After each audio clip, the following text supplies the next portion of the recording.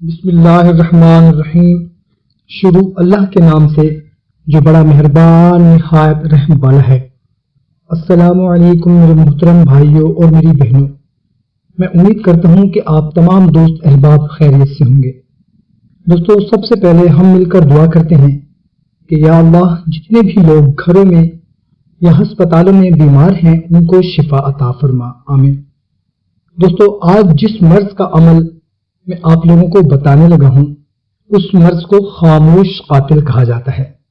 ہر سال اس مرض کی وجہ سے دنیا بھر میں 14 لاکھ سے زائد لوگ انتقال کر جاتے ہیں اور ہائپاٹائٹس کے 40% مریضوں کو جگر کا کینسر ہونے کا ڈر ہوتا ہے۔ اس لیے براہ کرم احتیاط کریں اور اللہ پاک چاہے گا تو ہی شفا حاصل ہوگی۔ تو اللہ تعالیٰ سے دعا ہے کہ اللہ ہم سب کو اپنی حفظ و امان میں رکھے۔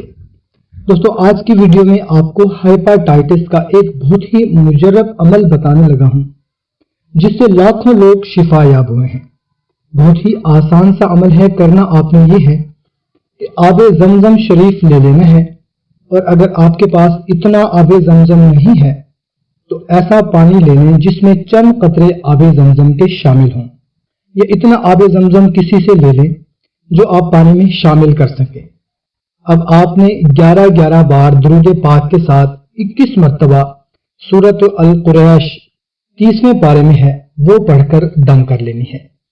اگر مریض خود نہیں پڑھ سکتا تو کسی اور سے پڑھوا کر دم کر دیں، اور صبح، دوپہر اور شام یعنی دن میں 3 ٹائم مریض کو پلائیں۔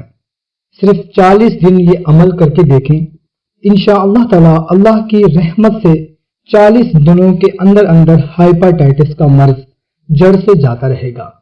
بہت سے لوگوں نے یہ کیا ہے، الحمدللہ شفا یاب ہو گئے ہیں۔ کوشش کریں کہ اس کو زیادہ سے زیادہ صدقہ جاریہ سمجھ کر شیئر کریں تاکہ کسی کا بھلا ہو سکے۔ ہمیں اجازت، ملتے ہیں ایک نئی ویڈیو میں، اپنا خیال رکھیے گا، اللہ حافظ۔